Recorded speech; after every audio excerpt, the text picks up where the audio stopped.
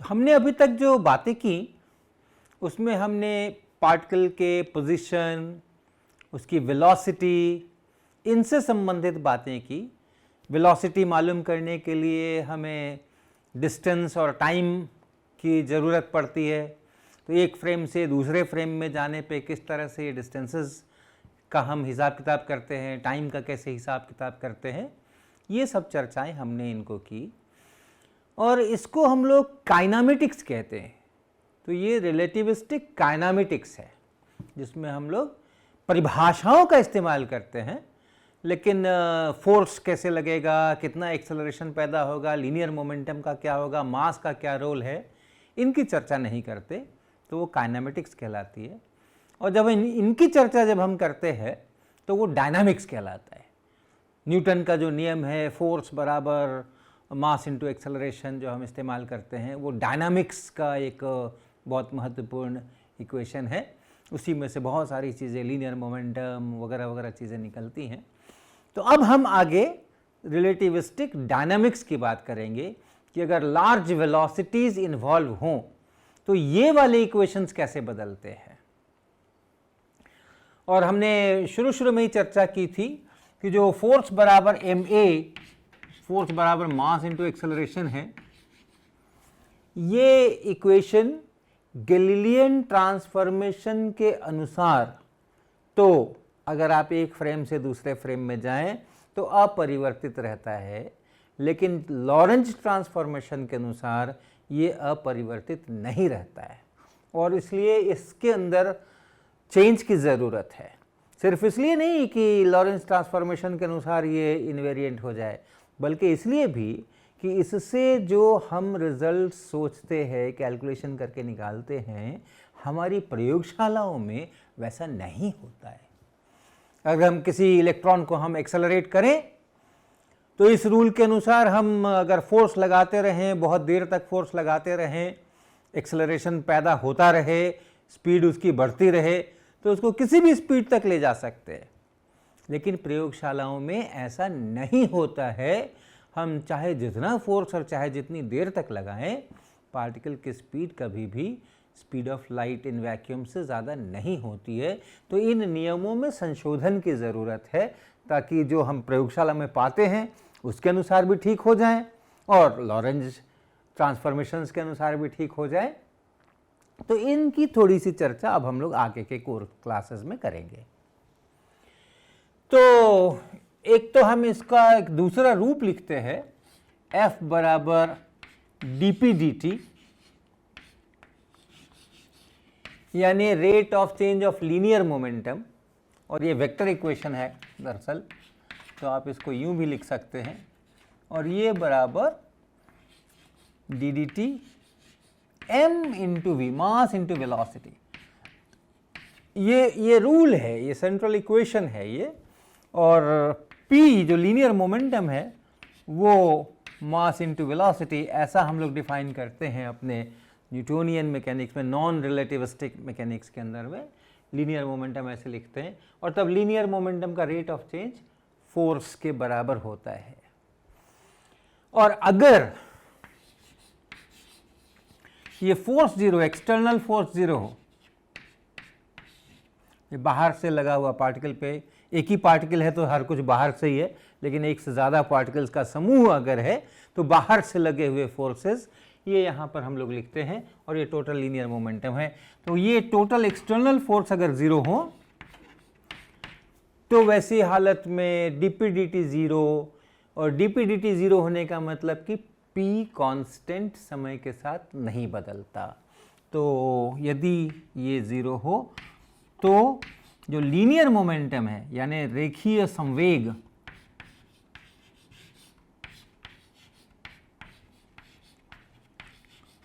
ये नहीं बदलता, ये अपरिवर्तित रहता है।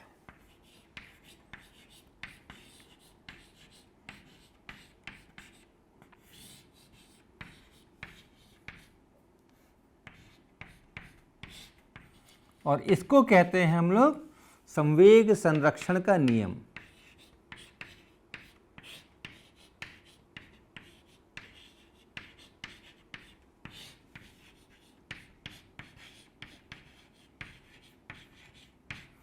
Law of conservation of linear momentum.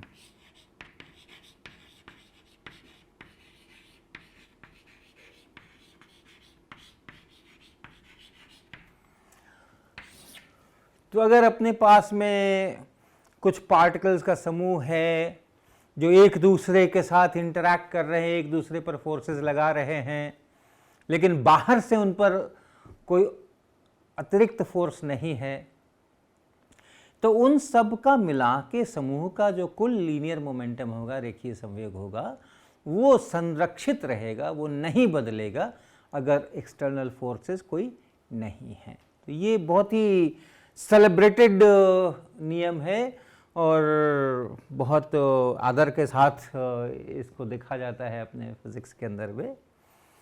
तो पहले हम देखें कि अगर ये रिलेटिविस्टिक वेलोसिटीज इन्वॉल्व हों, लार्ज वेलोसिटीज इन्वॉल्व हों और गैलीलियन ट्रांसफॉर्मेशन की जगह लॉरेंज ट्रांसफॉर्मेशन करना ज़रूरी हो जाए, तो क्या ये नियम उसी प्रकार से वहां पर लागू हो सकता है? तो हम एक उदाहरण लेकर के चलते हैं पहले। तो मान लीजिए हमारे लैब फ्रेम में, या जिसको हम एस फ्रेम भी कहेंगे, इसके अंदर में एक पार्टिकल है जिसका मास कुछ कैपिटल एम है, जो रेस्ट में है। शुरू में ये रेस्ट में है और उसके बाद उसका विखंडन हो जाता है, वो टूट के दो हिस्सों में बट जाता है और बराबर बराबर एक जैसे दो हिस्सों में बटता है। तो वैसी हालत में इसके जब दो टुकड़े हो जाएंगे तो एक टुकड़ा यहाँ, एक टुकड़ा यहाँ, एक दिशा में चलेगा, दूसरा दूसरी दिशा में चलेगा। और चूंकि एक जैसे दोनों टुकड़े हुए हैं, बराबर बराबर टुकड़े हुए हैं, तो इसका मास जो है उसको हम m/2 लिखेंगे, इसका मास m/2 लिखेंगे। हम ये मानकर चलते हैं कि जो द्रव्यमान है, इस तरह के इंटरेक्शंस में द्रव्यमान नहीं बदलता, द्रव्यमान हमेशा बराबर रहता है। तो इस घटना के पहले, विखंडन के पहले जितना इसका द्रव्यमान था, जितना मास था, उतना ही बाद में भी होना है। तो इसको आप कंजर्वेशन ऑफ मास भी कह सकते हैं, द्रव्यमान का संरक्षण। और चूंकि बराबर बराबर टुकड़े किए हैं इसलिए m/2 और इधर अगर इसकी वेलोसिटी v होगी तो इसकी भी वेलोसिटी इधर v होगी, क्योंकि संवेग संरक्षण का नियम है। शुरुआत में विखंडन के पहले ये हमने रेस्ट में मान के चला है और इसलिए इसका रेखीय संवेग 0 है, इसका वेग 0 है, रेस्ट में है और इसलिए लीनियर मोमेंटम भी 0 है। तो विखंडन के बाद भी इसका लीनियर मोमेंटम 0 ही होना चाहिए। तो इस तरफ अगर m/2 × v है तो उल्टी दिशा में भी m/2 × v होना चाहिए ताकि मिलकर के 0 हो जाए। तो यानी इस फ्रेम में, लैब फ्रेम में, law of conservation of linear momentum लागू हो रहा है। अब इसी घटना को आप एस प्राइम फ्रेम से देखें और वो एस प्राइम फ्रेम जो है वो इस एस फ्रेम की अपेक्षा v वेलोसिटी से, इसी v वेलोसिटी से, जो यहाँ v लिखा है, इसी v वेलोसिटी से और दाहिनी तरफ चल रहा है। और इस फ्रेम में देखें तो प्रारंभिक स्थिति क्या है, विखंडन के पहले की क्या स्थिति है इस फ्रेम में? चूंकि ये एस फ्रेम में ये रेस्ट में है तो इसलिए एस प्राइम में देखेंगे तो ये उल्टी दिशा में बाईं तरफ v वेलोसिटी से चल रहा है। तो प्रारंभिक स्थिति है कि ये मास है m जो कि इस तरफ को v वेलोसिटी से चल रहा है, ये शुरू की स्थिति है। और टूटने के बाद क्या हुआ? टूटने के बाद एस प्राइम फ्रेम में अगर इस पार्टिकल को देखेंगे तो एस प्राइम भी लैब में v वेलोसिटी से चल रहा है और ये पार्टिकल भी लैब में v वेलोसिटी से चल रहा है, एक ही डायरेक्शन में चल रहा है। तो इसलिए एस प्राइम में ये पार्टिकल स्थिर होगा, रेस्ट में होगा। तो ये जो दूसरा वाला पार्टिकल है वो रेस्ट में होगा, इसकी वेलोसिटी 0 होगी।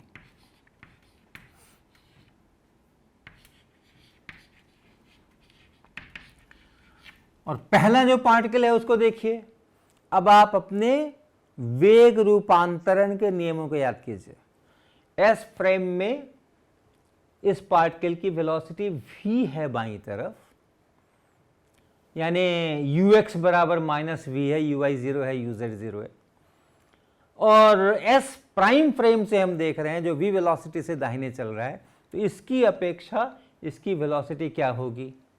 तो उसकी अपेक्षा इसकी वेलोसिटी कुछ कैपिटल v होगी, जो कि बराबर होगी, इस साइड में तो हमने लिख ही लिया है इसलिए माइनस का झंझट नहीं है, 2v प्लस 1/1 प्लस v²/c²। आपको ध्यान होगा ux प्राइम जब हमने लिखा था तो ux माइनस v ऐसा लिखा था, और नीचे में 1 प्लस v/c²। इसी का उपयोग कर रहे हैं। ux जो है वो s फ्रेम में पार्टिकल की वेलोसिटी है जो यहाँ स्मॉल v है, और ये v जो है वो s प्राइम की वेलोसिटी है, तो ये भी v है। ux बराबर -v है, हम इस पार्टिकल के लिए लिख रहे हैं, तो ux बराबर -v है, तो ये ux की जगह पर -v है, और फिर माइनस ये फ्रेम की वेलोसिटी है, और नीचे में 1 प्लस ये वाला v यानी यहाँ पर माइनस, तो यानी ये वाला v लिखेंगे, ये फ्रेम की वेलोसिटी है, और ux की जगह पर -v लिखेंगे तो फिर मिल करके प्लस v²/c² बन जाएगा। तो यानी 2v/1 प्लस v²/c² से बाईं ओर, तो ये इतने वेलोसिटी से ये बाईं ओर ये चल रहा है। अब इसका मास m/2 बराबर बराबर हिस्सों में बटे थे, इसका मास m/2, तो शुरू का लीनियर मोमेंटम क्या है? ये विखंडन के पहले है,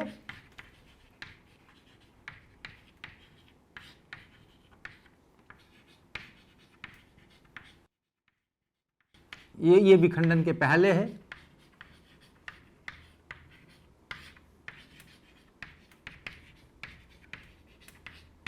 और ये विखंडन के बाद है।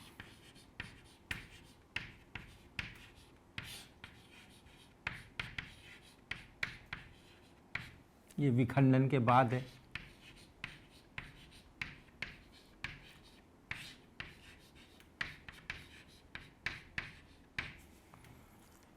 ये s प्राइम से और ये s से, तो जो इसका रेखीय संवेग है उसको लिखें प्रारंभिक, शुरू में, विखंडन के पहले।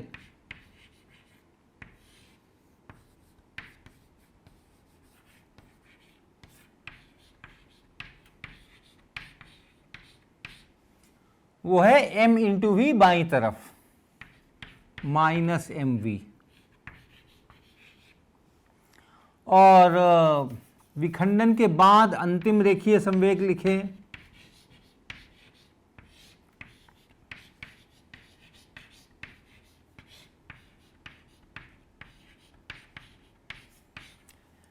तो ये तो रेस्ट में है, ये तो जीरो वेलोसिटी में है, इसका तो जीरो हो गया, और इसका लिखेंगे तो ये होगा मास इंटू वेलोसिटी, और वेलोसिटी है इसकी इतनी 2v/1 प्लस v²/c², और चूंकि बाईं तरफ जा रहा है इसलिए -b। तो आप देख रहे हैं प्रारंभिक रेखीय संवेग अंतिम रेखीय संवेग के बराबर नहीं है। तो हम देख रहे हैं कि ये जो रेखीय संवेग के संरक्षण का नियम है वो इस s प्राइम फ्रेम में सही नहीं उतर रहा है, लेकिन हमारे जो पोस्टुलेट्स हैं रिलेटिविटी के उसके अनुसार प्रकृति के नियम सभी इनर्शियल फ्रेम्स में एक ही फॉर्म में होते हैं, एक ही स्वरूप में होते हैं। तो अगर लीनियर मोमेंटम को कंजर्व होना है, रेखीय संवेग को संरक्षित होना है एस फ्रेम में, तो एस प्राइम में भी होना चाहिए। तो यानी हमें कुछ परिवर्तन करने पड़ेंगे। हमने जो ये मान के चला है P बराबर m into V, mass into velocity, इसमें कुछ परिवर्तन की आवश्यकता है। तो कैसा परिवर्तन हम कर सकते हैं? और ध्यान दें, जब वेलोसिटीज छोटी हो जाएं तो फिर ये नियम सही भी होने चाहिए, क्योंकि सारी प्रयोगशाला के जो हमारे परिणाम है छोटी वेलोसिटीज के लिए न्यूटन के नियम से बिल्कुल अच्छी तरह से चलते। तो हम ऐसा करेंगे कि जो लीनियर मोमेंटम है उस लीनियर मोमेंटम को मानेंगे मास इनटू वेलोसिटी और उसके बाद एक फैक्टर से गुना करेंगे इसको, किसी फैक्टर जो वेलोसिटी पर डिपेंड होगा। ऐसा कुछ संशोधन हम करना चाहेंगे और ये एक ऐसा फैक्टर है, ये वेलोसिटी पर डिपेंडेंट फैक्टर है ये, और ये ऐसा है कि जब v छोटा हो जाए, एज v टेंड्स टू 0, जब v छोटा होने लगे तो fv को हो जाना चाहिए 1, इसको 1 हो जाना चाहिए ताकि हमारा पुराना डेफिनेशन वापस मिल जाए। और अब ये कौन सा फैक्टर है, कैसा फैक्टर है, उसको हम लोग निकालने की कोशिश करेंगे किसी उदाहरण से। और ये जो चीज है मास इनटू ये वेलोसिटी का फैक्टर, इसको हम लोग एक अलग नाम देंगे और वो नाम होगा रिलेटिविस्टिक मास या आपेक्षिक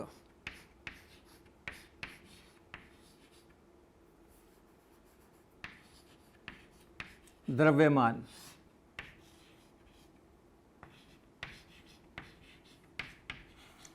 ये रिलेटिव मास नहीं है, आपेक्षिक का अर्थ वैसे रिलेटिव होना चाहिए, ये इसको हम लोग रिलेटिविस्टिक ऐसा कहते हैं, रिलेटिविस्टिक मास। ये जो फैक्टर है मास और ये जो वेलोसिटी डिपेंडेंट फैक्टर है उसको हम लोग रिलेटिविस्टिक मास कहते हैं। और m इंटू एफ वी, ये इस चीज़ को हम लोग रिलेटिविस्टिक मास कहेंगे। और ये जो m है अलग से, इसको, इस वाले मास को और इस वाले मास को अलग करने के लिए, ताकि हमें कोई कंफ्यूजन नहीं हो, हम लोग इसको m नॉट ऐसा लिख देते हैं, m नॉट। जो न्यूटोनियन मैकेनिक्स में जो मास है, जो नॉन रिलेटिविस्टिक केसेस में जिसको हम द्रव्यमान कहते हैं, यानी लो वेलोसिटीज पर जिसको हम द्रव्यमान कहते हैं, उसके लिए हम ये संकेत 0 और लगा देते हैं ताकि हमें ध्यान रहे कि हम इसकी बात कर रहे हैं। और इसको जब इससे गुना कर लेते हैं तब फिर उसको हम लोग रिलेटिविस्टिक मास कहेंगे।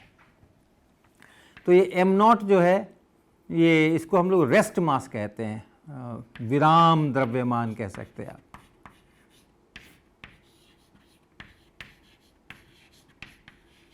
या रेस्ट मास, क्या, m नॉट।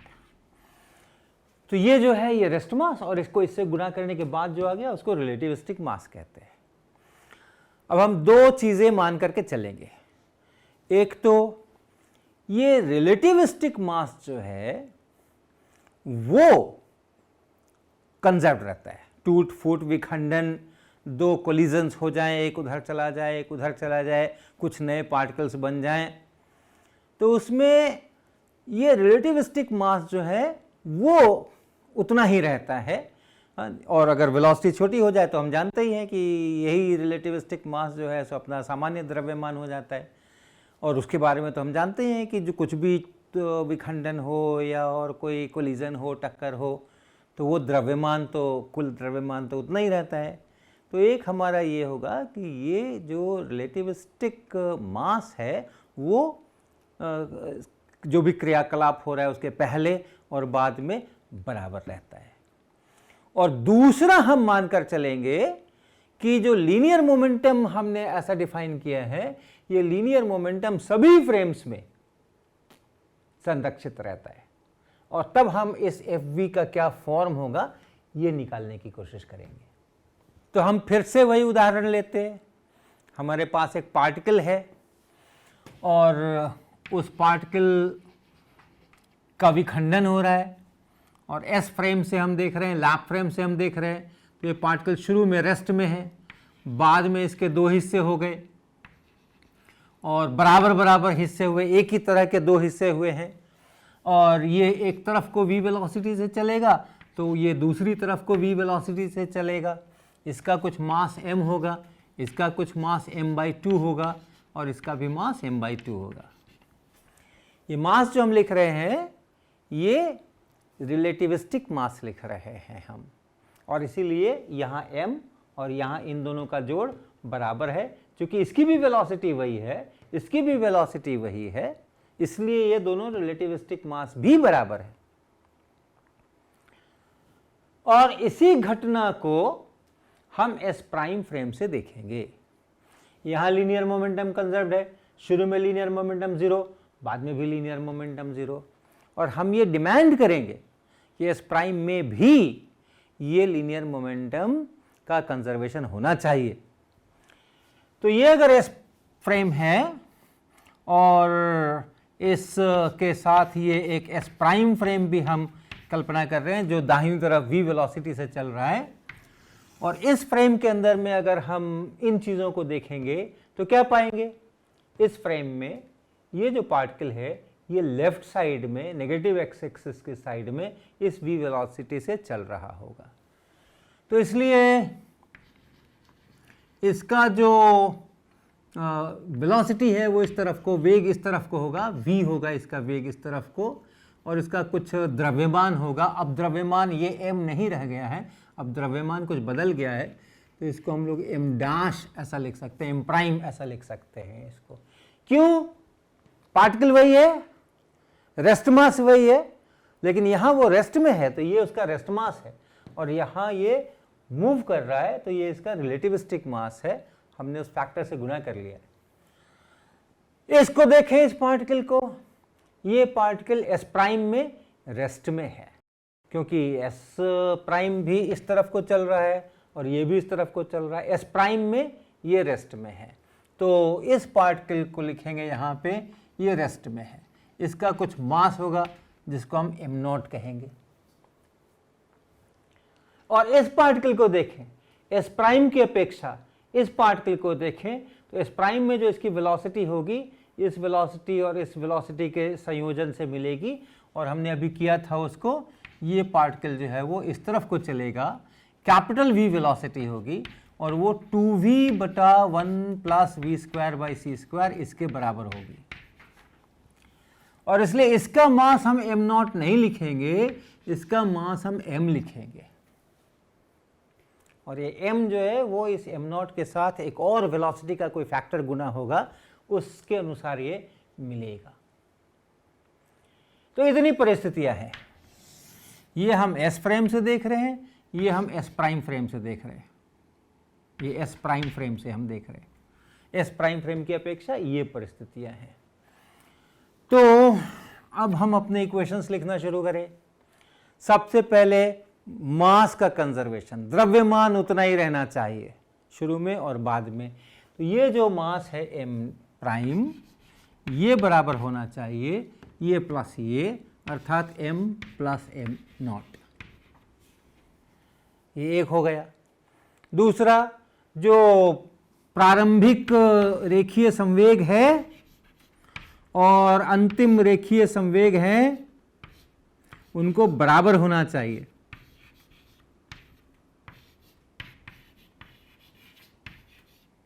तो प्रारंभिक रेखीय संवेग लिखें, कितना? ये m प्राइम इंटू v, ऋण दिशा में माइनस इस तरफ को, ये शुरू का संवेग है, और अंतिम रेखीय संवेग विखंडन के बाद उसको लिखें। तो इसका तो 0 है, ये तो रेस्ट में है, इसी का लिखना है, और वो मास इंटू ये वाला वेलोसिटी, अर्थात माइनस मास 2v/1 + v²/c², और इन दोनों को बराबर होना चाहिए। तो क्या लिखेंगे हम?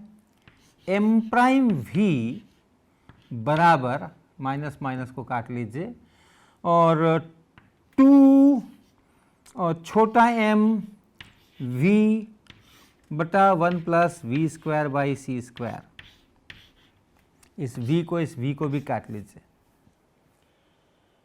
तो क्या पा रहे हैं हम? यहाँ m डैश बराबर इतना है, ये मेरा दूसरा इक्वेशन है, और यहाँ m प्राइम बराबर इतना है।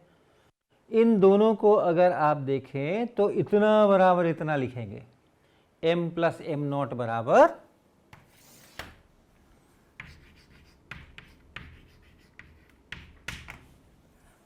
ये 2m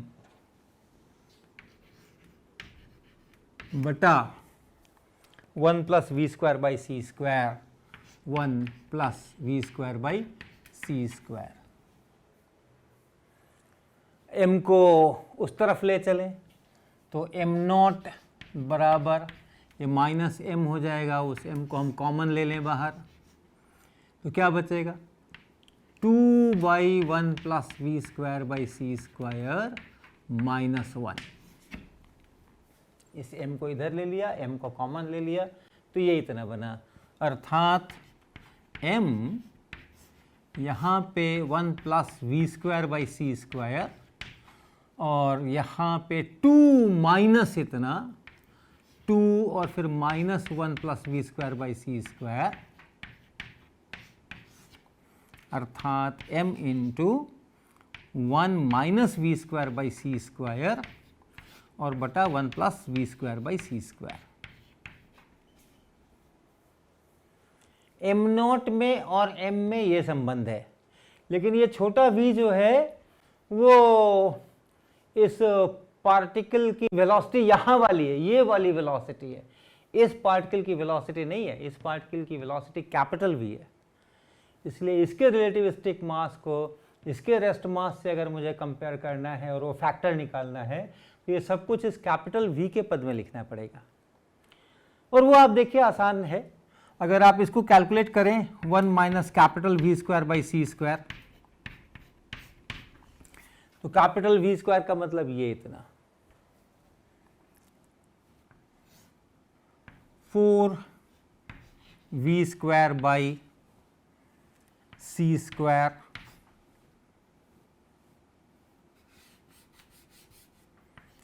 one plus V square by C square का होल स्क्वायर, 1 माइनस ये कैपिटल V स्क्वायर और इसका बटा सी स्क्वायर, इसका बटा सी स्क्वायर, ऐसा लिख दीजिए। और इसको थोड़ा हल कीजिए, यहाँ नीचे एलसीएम बनाइए 1 plus V square by C square का स्क्वायर, और यहाँ 1 माइनस इतना है तो यहाँ बनेगा 1 plus V square by C square का स्क्वायर और minus 4 V square by C square. और इसको देखिए a plus B whole square minus 4ab का टाइप है ये, इसलिए ये जो है ये बनेगा 1 minus V square by C square का होल स्क्वायर और बटा ये 1 plus V square by C square का होल स्क्वायर।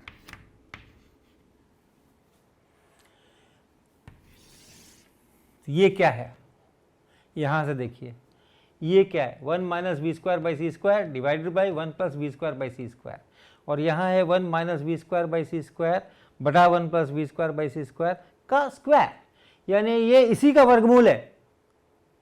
ये जो क्वांटिटी यहाँ लिखी हुई है वो इसी का स्क्वायर रूट लिखा हुआ है, अर्थात इसका स्क्वायर रूट लिखा हुआ है। और इसलिए हम लिखेंगे m नॉट बराबर m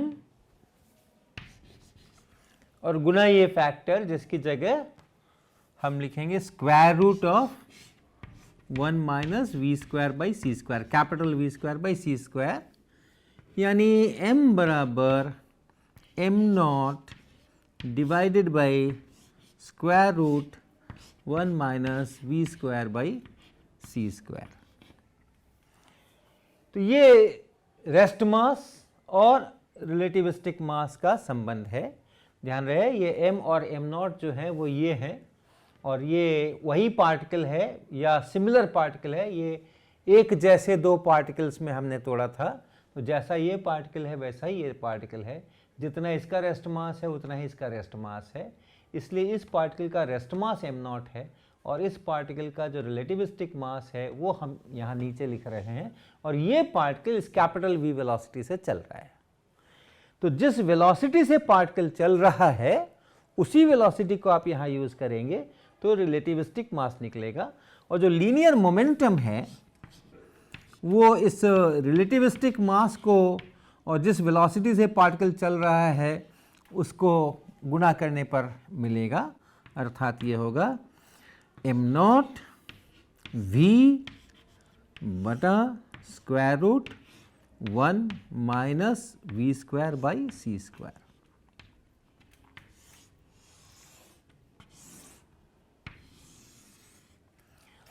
हमने ये एक्सप्रेशन एक खास उदाहरण लेकर के निकाला है और ये डिमांड किया है कि हमारा लीनियर मोमेंटम कंजर्वेशन होना चाहिए और रिलेटिविस्टिक मास का कंजर्वेशन होना चाहिए। लेकिन आप किसी भी प्रकार के परिस्थितियों के अंदर में इसका इस्तेमाल करेंगे, ये डेफिनेशन इस्तेमाल करेंगे लीनियर मोमेंटम का, रेखीय संवेग का, तो आपको हमेशा ये बात मिलेगी कि सभी इनर्शियल फ्रेम्स के अंदर में लीनियर मोमेंटम का कंजर्वेशन होगा अगर एक्सटर्नल फोर्सेस नहीं लग रहे हों।